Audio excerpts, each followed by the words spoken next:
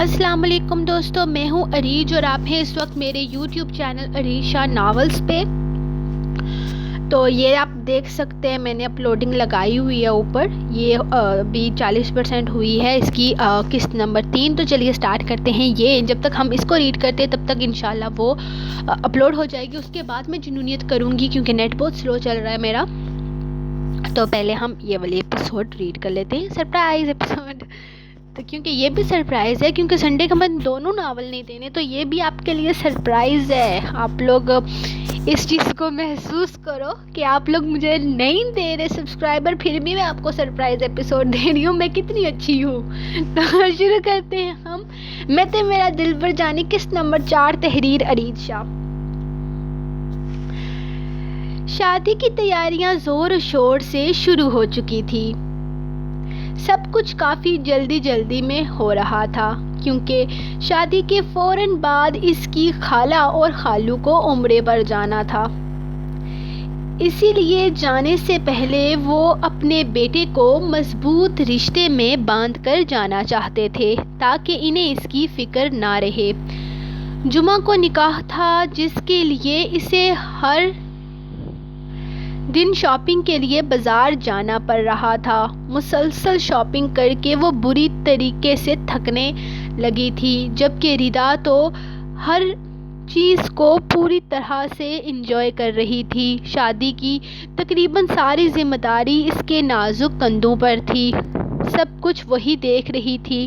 پورے گھر کی سجاوٹ اس نے اپنے ہاتھوں سے کی تھی اور اس وقت بھی وہ کسی نہ کسی کام میں لگی تھی۔ تھکاوٹ تو اسے بھی اچھی خاصی ہو گئی تھی،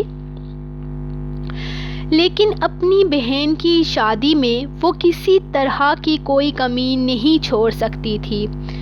ابھی بھی وہ نیچے ہال میں کام کر رہی تھی کہ اسے یاد آیا کہ آج صبح سے تو اس نے ولیل کو بالکل بھی تنگ نہیں کیا، اسی لیے تو وہ اپنا کام ٹھیک سے نہیں کر پا رہی تھی۔ وہ ہاتھ میں پکڑا ہوا سامان وہیں رکھ کر اوپر کمرے میں چلی آئی تاکہ وہ اسے ٹھیک سے تپا سکے۔ اسے بہت سارا تنگ کر کے وہ اسے اس گھر سے رخصت کرنے والی تھی۔ ہنستے کھیلتے ناچتے گاتے آخر نکاح کا دن آ پہنچا۔ وہ اس وقت کمرے میں بالکل تنہا بیٹھی تھی۔ وائٹ کلر کی خوبصورت فراک میں وہ اس وقت آسمان سے اتری کوئی حور نظر آ رہی تھی۔ کل تک تو وہ بہت خوش تھی، لیکن آج اس کے دل میں ماں باپ سے دور ہونے کا ڈر بیٹھ گیا تھا۔ ہمیشہ کے لیے نہ سہی، لیکن پھر بھی وہ اپنے ماں باپ سے دور تو جا رہی تھی۔ وہ اس گھر سے دور جا رہی تھی، ردا سے دور جا رہی تھی۔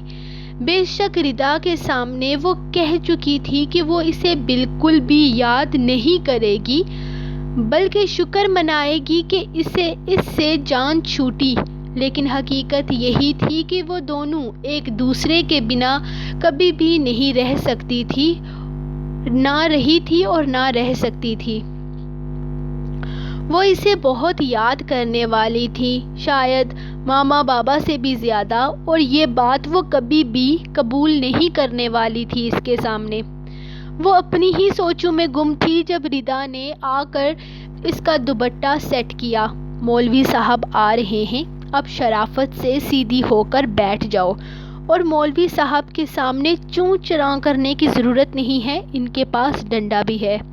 اس کے کان میں سرگوشی کرتے ہوئے اس نے اسے ڈرایا تھا، جس پر ولیل نے اسے گھور کر دیکھا۔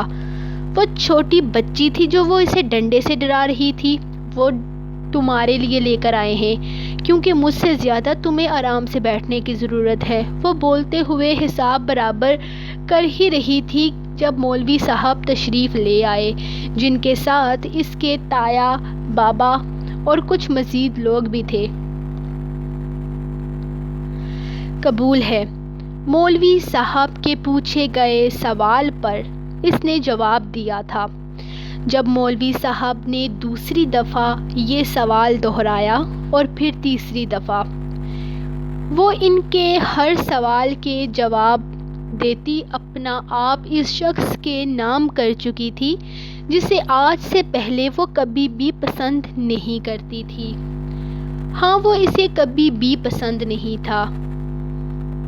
اس کا سب سے لیا دیا رویہ رکھنا اور سب سے الگ چپ چاپ رہنا واللیل کو کبھی بھی پسند نہ تھا۔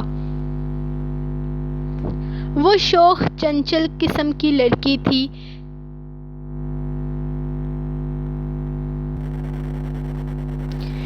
صرف اپنی بہن کے ساتھ نہیں بلکہ باقی سب کزنز کے ساتھ وہ مل جل کر کافی ہلا گھلا کرتی رہتی تھی۔ ایسی لڑکی کیان عباس کا ساتھ ملنا اس کے لیے تھوڑا ناقابل قبول تو تھا ہی، لیکن اپنے ماں باپ کی خوشی کے لیے وہ اس کے ساتھ ساری زندگی گزار سکتی تھی۔ اس کی شکل کے سہارے ہی صحیح، وہ اس میں اور کچھ اچھا ہو نہ ہو لیکن ہینڈسم تو بہت تھا۔ نکاح کے بعد وہ سب لوگ اسے مبارکباد دے رہے تھے۔ بابا نے آ کر اسے اپنے سینے سے لگایا تھا۔ ان کی آنکھوں میں نمی تھی جبکہ آنسو اس کی آنکھوں میں بھی آ گئے تھے، لیکن اپنے بابا کی خوشی کی خاطر نم آنکھوں سے وہ مسکرا دی تھی۔ انہوں نے نرمی سے اس کے ماتھے پر بوسہ دیا اور اسے ڈھیر ساری دعائیں دی۔ بے شک بیٹیاں وہی پیاری ہوتی ہیں جو اپنے ماں باپ کا مان رکھتی ہیں۔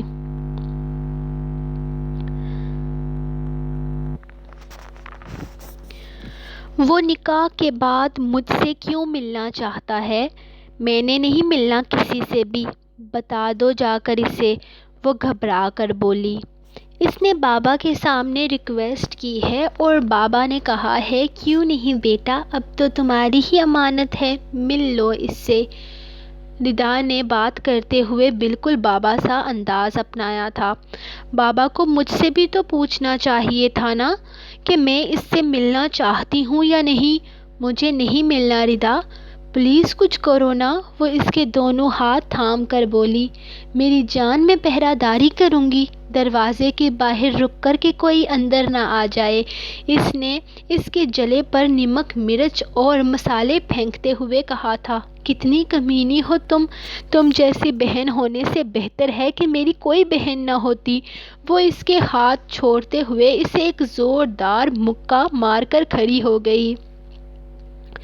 ردا، وہ کیا بات کرے گا مجھ سے؟ وہ کنفیوز سی اپنے ہاتھ کی انگلیوں کو چٹکتے ہوئے اس سے پوچھنے لگی۔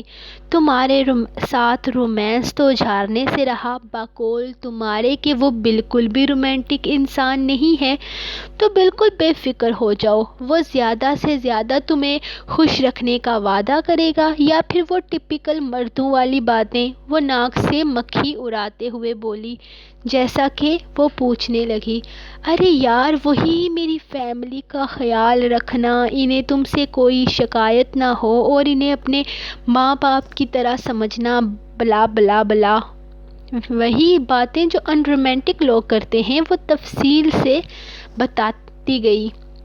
اللہ کرے یہی سب باتیں کرے، لیکن یہ سب تو وہ سب کے سامنے بھی بول سکتا ہے نا، اکیلے میں کیوں بلا رہا ہے؟ اس نے ردا کو دیکھتے ہوئے پوچھا۔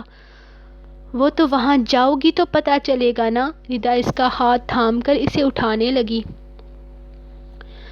ردا، مجھے ڈر لگ رہا ہے، اس نے گھبراتے ہوئے کہا۔ یار تم انسان کے پاس جا رہی ہو، کسی جن کے پاس نہیں۔ چلو چل کر اس سے ملو، کب سے چھت پر کھڑا تمہارا انتظار کر رہا ہے۔ وہ اسے گھسیٹتے ہوئے بولی۔ چھت پر کیوں؟ وہ پھر رکی۔ یہاں کے جا کر پوچھ اس سے، میں کوئی تیری نوکر ہوں جو رک رک کر تجھے جواب دوں گی؟ جا دفع ہو جا۔ وہ اسے سیڑھیوں پر دھکا دیتی اندر دے کر دروازہ باہر سے بند کر چکی تھی، جبکہ واللیل اس کی منتیں کرتی رہ گئی۔ اوکے گائز، یہ رہی آپ لوگوں کی آج کی ایپیسوڈ، جو کہ سرپرائز ایپیسوڈ تھی۔ اور میں نے آپ کو سرپرائز دیا ہے کیونکہ I am a very good بندی، آپ لوگوں کی طرح نہیں ہوں میں. ہاں تو اس کے بعد میں جنونیت ریکارڈ کروں گی، اس کے بعد میں وہ اس کو اپلوڈ کروں گی. تو آپ لوگ صبر سے کام رکھو، تھاما تھاما. ہم ملتے ہیں آپ کو بریک کے بعد، تب تک کے لیے اپنی رائٹر کو دیں آپ لوگ اجازت اور دعاؤں میں یاد رکھیں. اللہ حافظ. لائک کمنٹ شیئر سبسکرائب اور جو بھی کرنا ہے کر دو. آتی ہوں میں تھوڑی دیر میں.